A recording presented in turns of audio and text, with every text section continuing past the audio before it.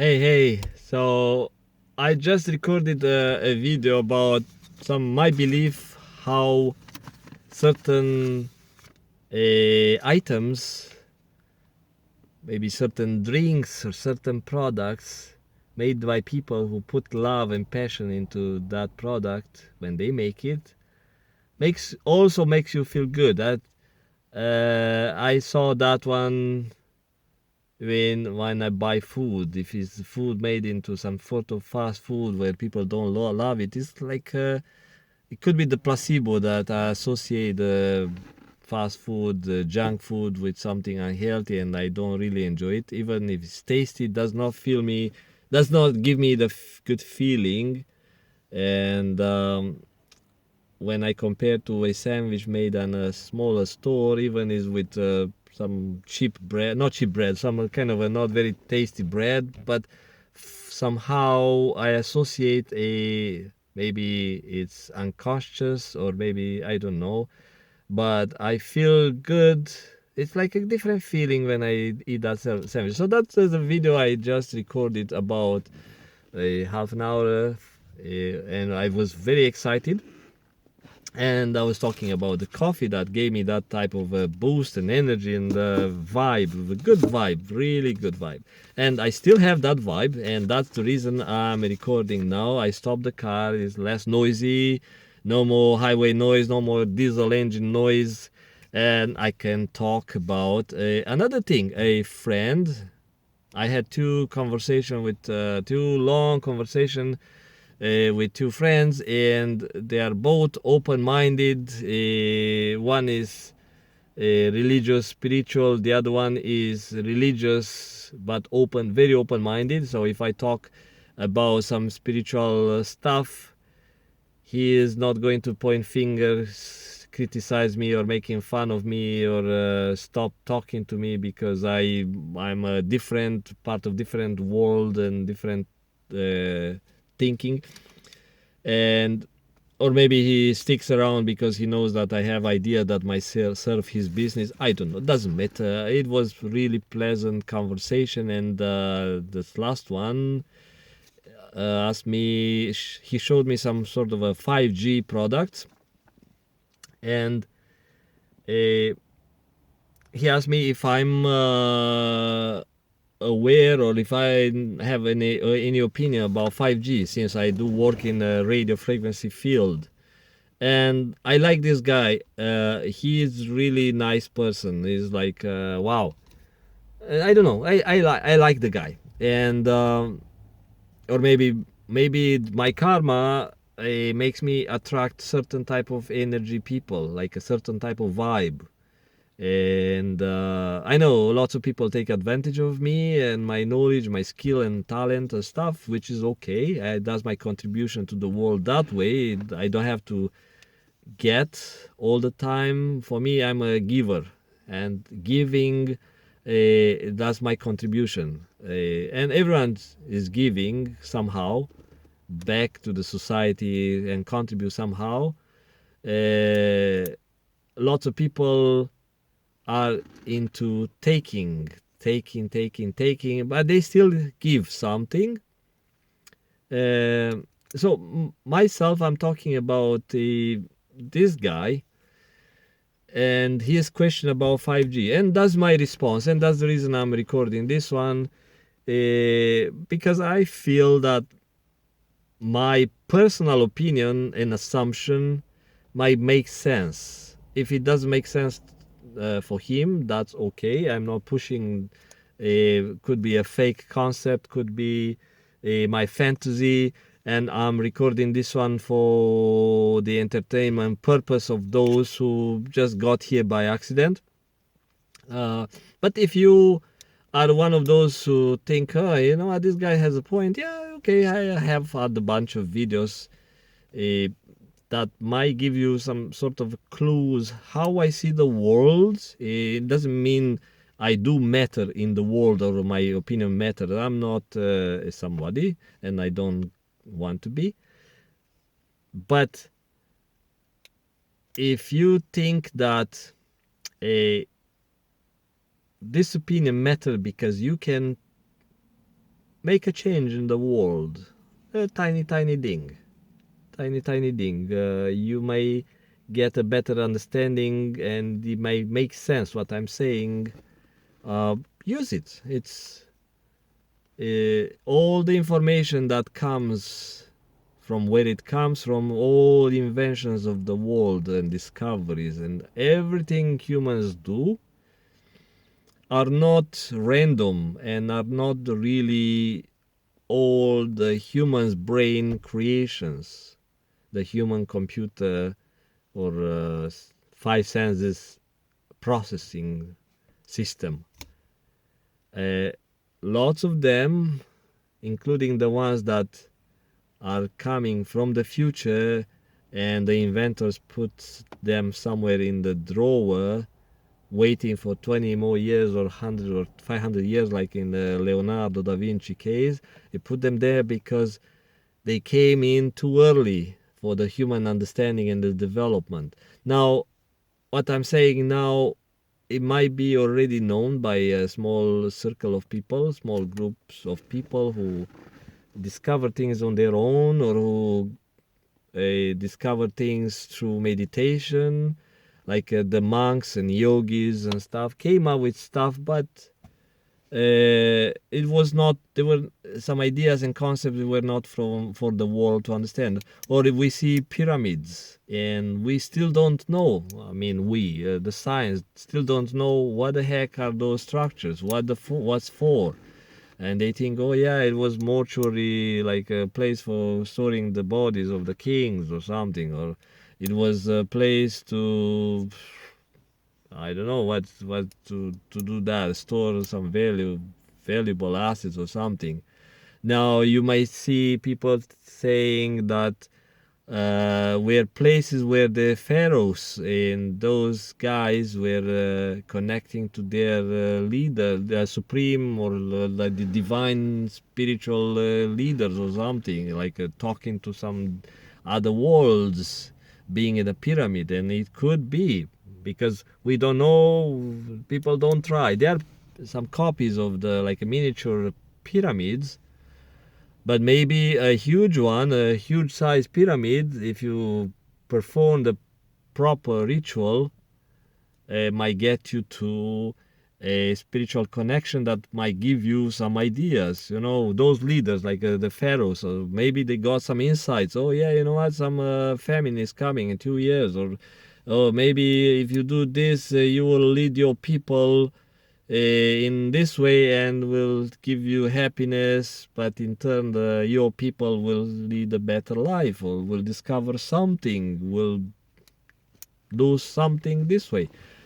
We don't know, because they didn't really write down all their memories like I do stuff on YouTube. It doesn't mean my memories are important, but I'm saying about the lifestyle and the way of thinking. You know, people limited their experiences, sharing the experiences to the technologies of sharing they had at the time.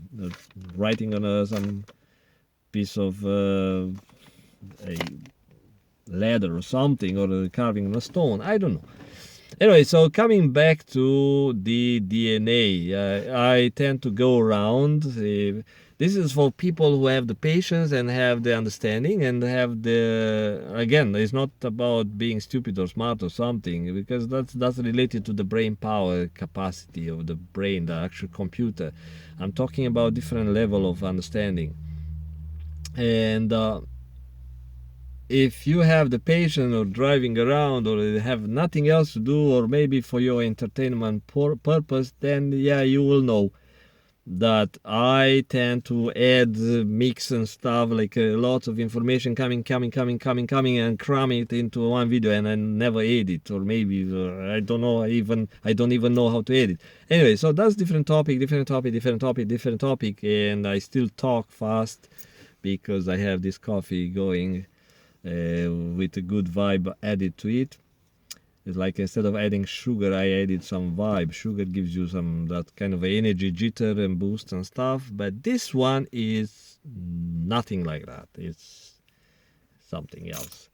Now DNA and actually DNA, the DNA, I bring it into the topic because the friend asked me about the 5G and the dangers to the human body, and I gave him few of my personal opinions and what I think, and I'll explain it to you in the time I have here till I have to go back home and unload my truck full of crap, and then get some good night sleep, I hope.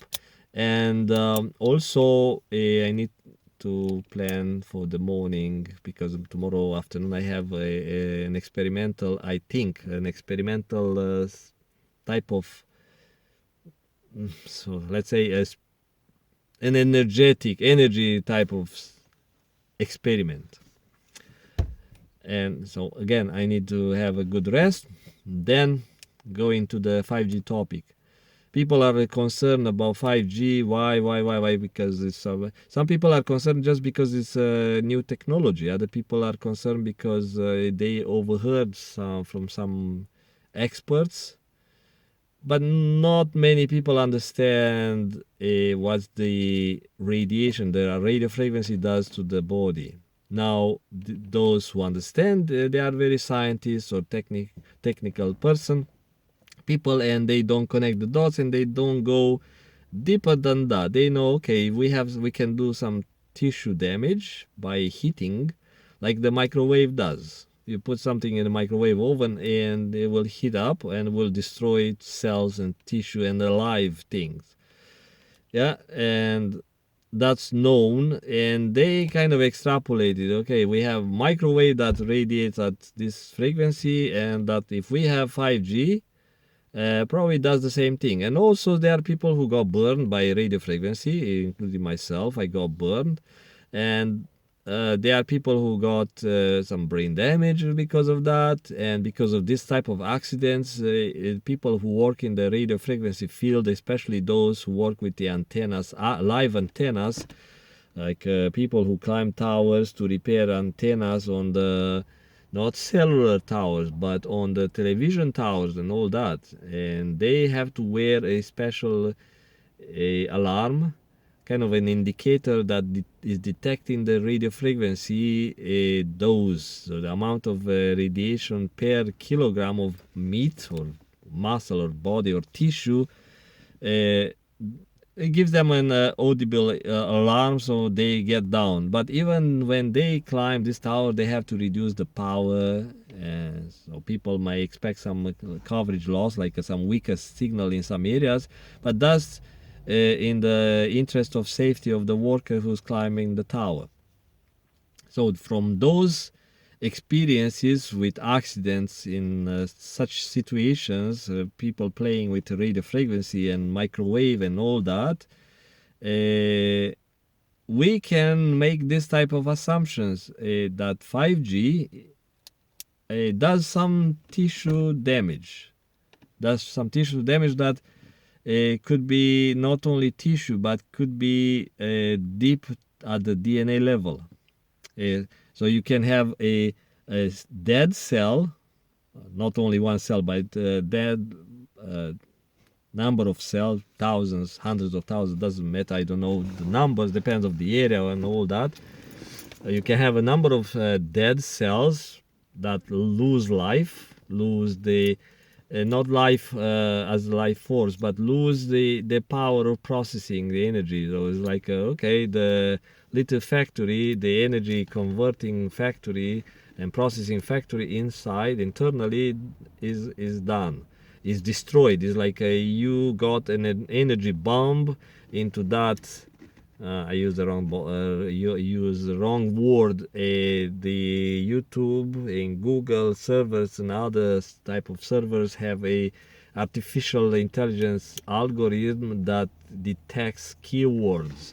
It detects my voice, and now probably this word, this B word, it's a keyword that triggers some alarm, and someone, possible another layer of surveillance, artificial software intelligence surveillance, or maybe human surveillance would kick in to see what's this video about and what this guy it's about, and they might sneak into my Facebook and my other online presence to see what I'm about. So I don't mind it. I'm not one of those planning stupid things. I'm pro-life, so at least that it's an indication that if I use the B word, it's not with a bad intent. Then people assume that any radiation, especially at the microwave frequency, the 2.1, 2.7, microwave ovens radiate at 2.45 gigahertz. They are cellular bands in a cellular phone spectrum working at 700 megahertz. Others are at 1700, like 1700 megahertz. Others are 1800 megahertz, 2100, 2700. So different bands depends of the country. But when people are talking about those microwave, which is like a 2.1, 2.5, 2.7 gigahertz, people associate these frequencies with a microwave oven, which is 700, 800, 1000 watts or even a little bit higher power, which is a shielded box with a magnetron that generates microwave into a confined environment for the purpose of heating the matter that contain some liquid or something that can agitate those molecules, make them vibrate. So let's say if you have a rock, the rock molecules or atoms are very stable, tight, and let's say the bond is so strong. And because the bond is so strong, it requires lots of energy to do something to damage that rock. Let's say you take a hammer and knock. If the rock has a weaker bond, with a couple of hammer hits or something, punches or whatever you do, strikes, you break some bonds between the molecules of that rock.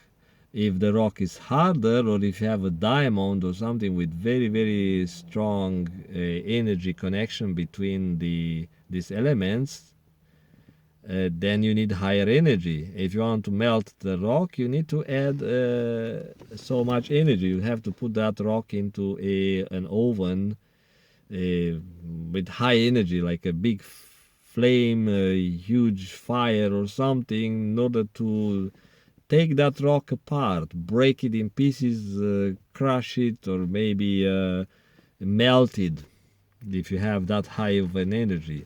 So that's kind of an idea. In order to break a material or start vibrating or moving or heating up, at least you need to have an external energy. Same thing with soft tissue, the human soft tissue. You need some energy. Now, going deeper into the cell, if you have an energy that's below certain threshold, you will just heat up the cell and you will agitate the molecules inside of that energy factory, which is inside of the cell.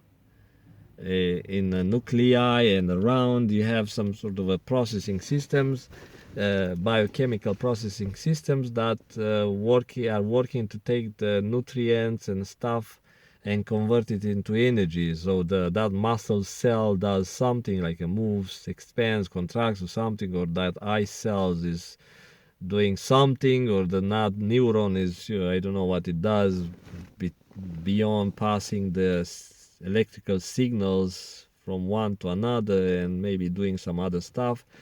In any case, the internal manufacturing, like a processing factory or converting energy factory, gets shaken up like in an earthquake. So you have a house or a factory that has internal structure and people working inside. If you have an earthquake that's not big enough, strong enough, it's going to give those guys some shake. The whole structure shake like that, and the shake goes away. That that external energy, like a huge amount of energy shaking the earth, which in turn is shaking this little cell, which is the factory or the house or the boat or a structure or something. That energy goes. Now everything is restored back to normal. You might find some damage into some of the cells, but there are mechanisms of self-repairing. So we have systems that self-repair the body, maybe replacing the whole cell, or maybe internally the cell repair itself, rearrange the structure itself and goes for repairing process. Cleaning up the residues is also part of the repairing, like the brain does by itself. Each cell does by itself, so the waste end up into a lymphatic system or in the bloodstream, a lymphatic system, and eliminating all that cleaning up process. And same with these factories. There are workers doing the hard work internally to clean up the mess after an earthquake. And if you have a cell, why I do make this association, because we as a humans, we build based on the natural design world, and things go, the design of the miniature world in interatomic, so in atomic inside, at the atomic level, are extrapolated, and principles are being used at the biggest scale, including at the cosmic scale. If you look at, if you want to zoom out, you see at the cosmic scale, things work in a similar way. It's like programs of energy and so. So I talked about the energy programs in different videos and sub programs and stuff. But now we are not that deep. We are a little bit another level up, closer to the material world we live in, and closer to the stuff that everyone understands, because it's obvious, it's in the books, and it's explained by the science. And this video won't touch the energy and spiritual things much. I'll touch mostly what is being known. Now you have the need for that shake, the big of energy, in order to destroy a house. Same thing with the cell. You need a minimum amount of energy, which if you go below it, you won't do much of a damage. You might affect the cell, might give it a shake or something, but it's still a stable system. So the design and the bonding, the molecule structures are still stable. So those molecules inside the cell are not coming apart, or not recombining with some other molecules to form other substance, like decaying a cell. What's the cell decay? In the chemical world, it's how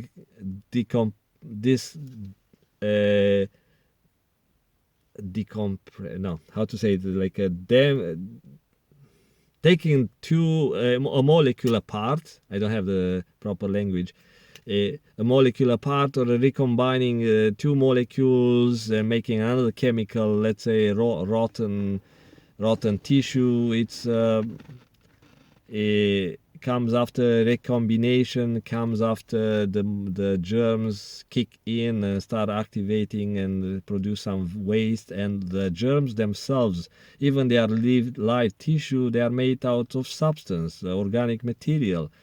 So the dead tissue is being altered. The biochemistry of the dead tissue is being altered by bacteria. The acid the bacteria spit out, or the toxic waste, and I don't know, maybe some fermentation products. So, those are chemical, like a biochemical changes.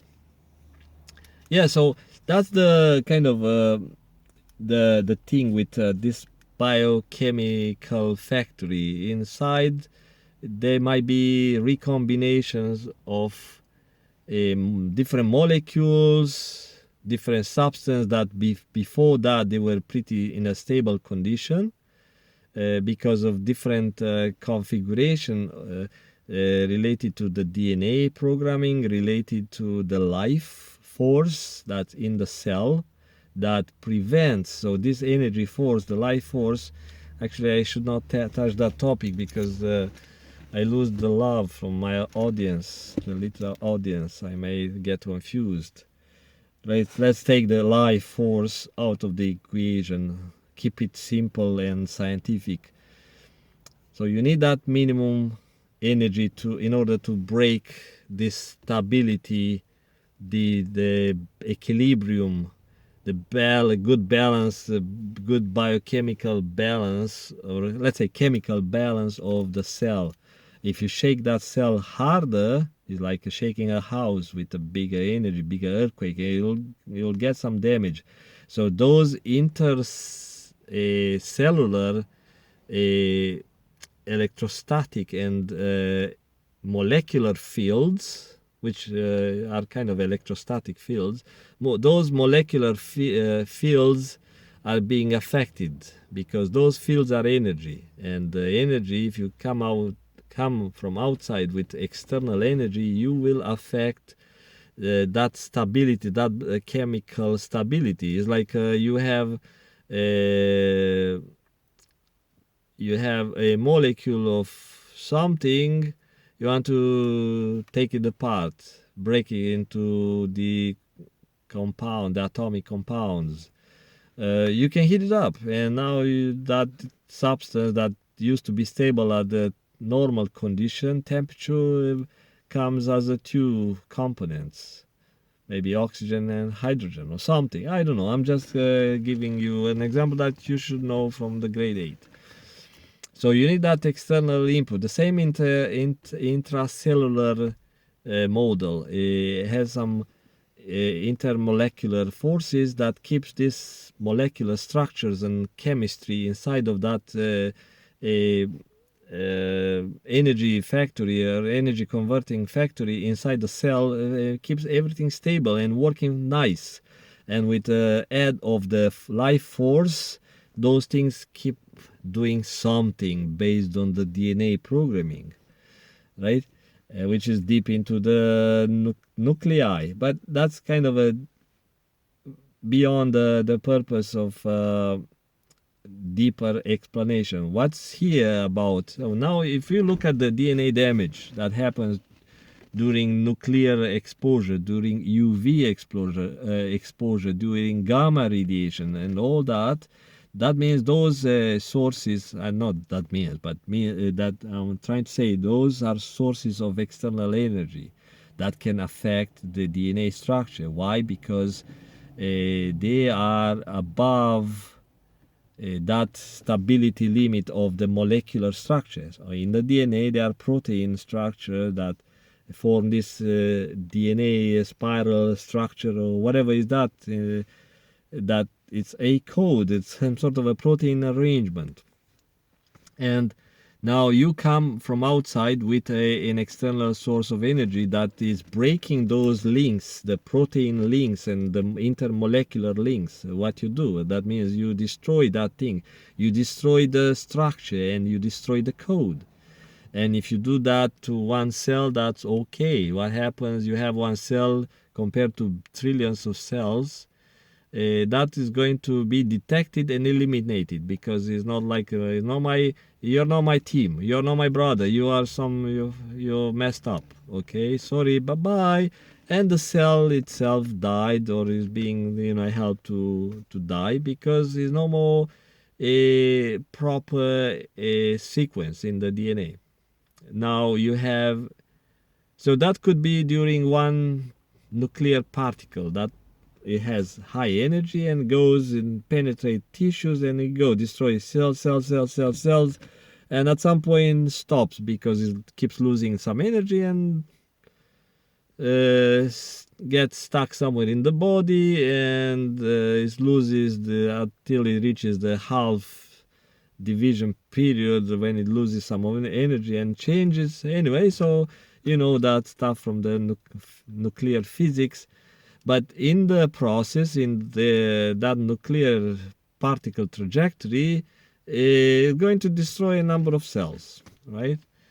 And if you have multiple particles from nuclear exposure, guess what? Look at people who lose hair during the cancer treatment, right?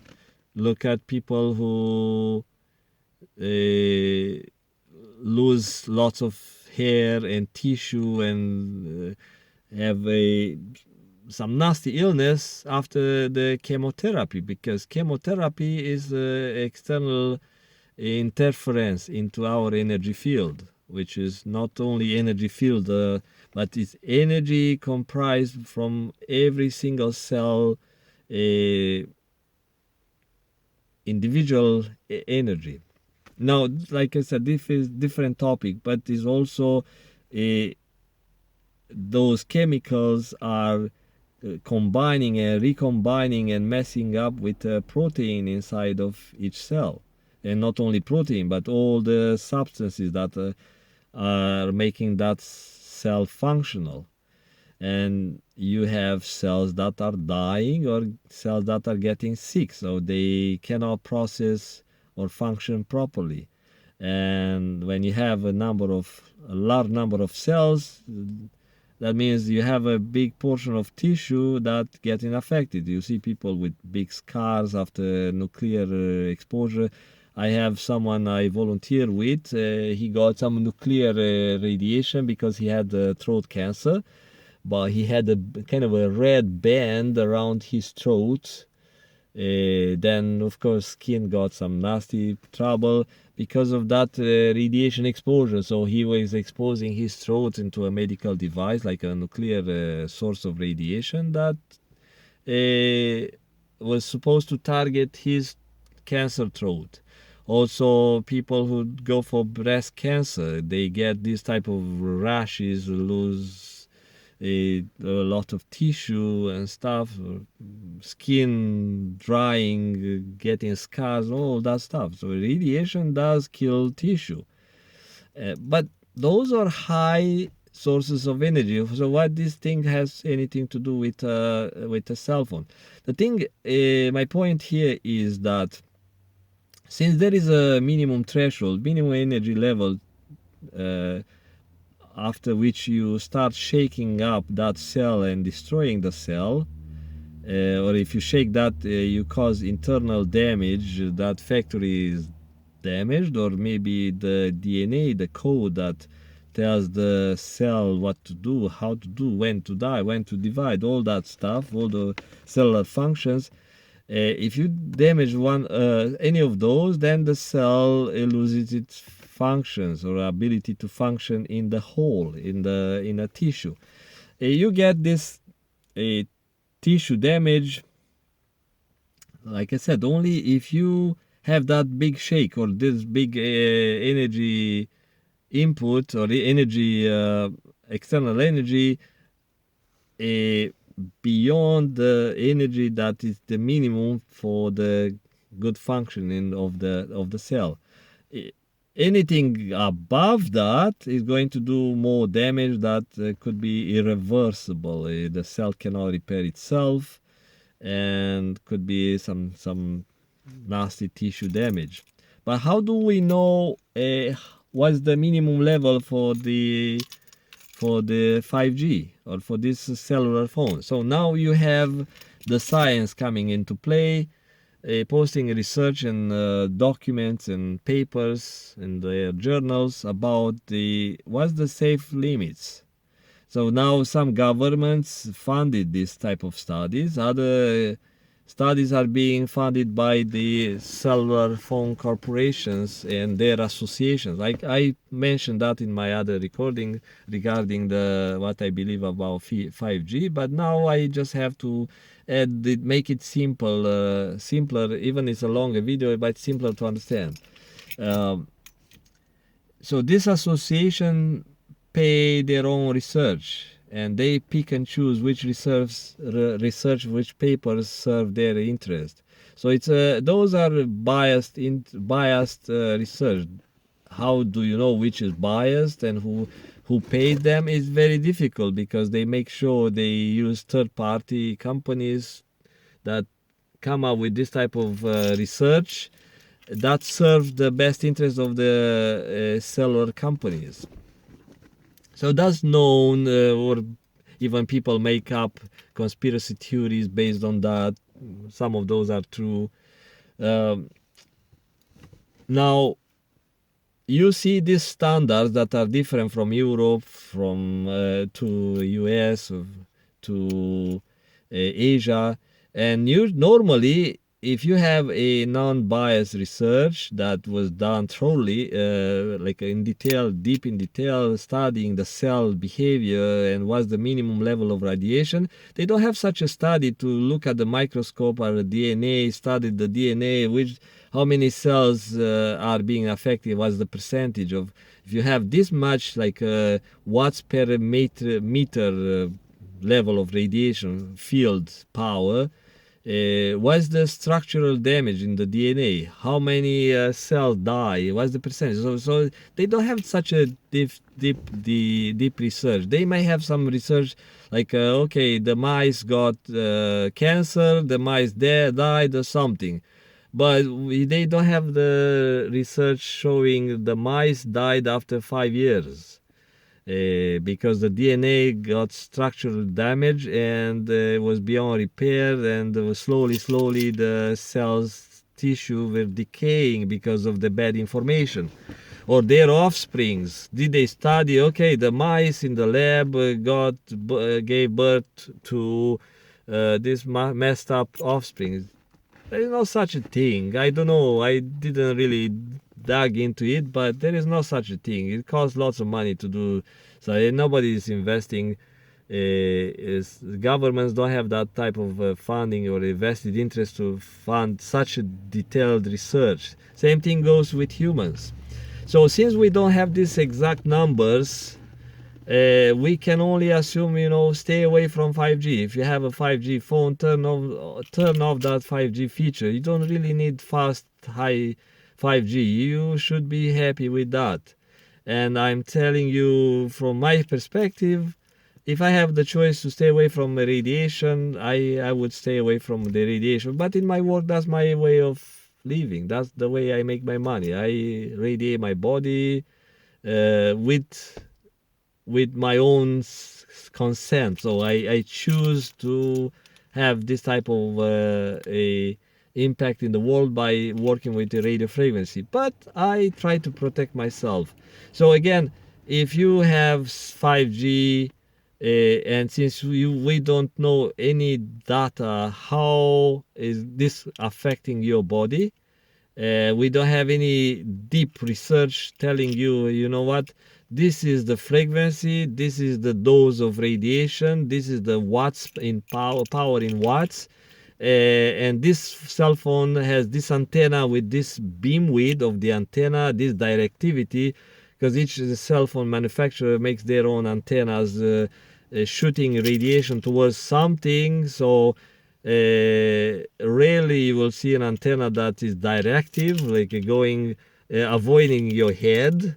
Even they position the antenna behind the screen somewhere, your head is not being shielded. And rarely they really shield your head from coming into the action of, or the field or the beam width of that antenna that radiates all around. So the way I see this thing, this is even appear very advanced cell phones, advanced technology, all included in. They did not include the human factor, the biological human factor. The humans are the secondary. The phones are important for the designer point of view because they have a job to design the phone for you fast and cheap and whatever, the best and the beautiful, the slim, the skinny, the stuff. And nothing in their mind related to the human factor, how the human come into this equation, communicating between people. So where the human is just a secondary. So yeah, it's this is my piece, the important piece of equipment that I'm building and manufacturing, and the humans who came in contact are some end users, some like a secondary beings who use my important tool. And we don't care about those guys. We just care to write some information about this exposure because it's mandatory by law.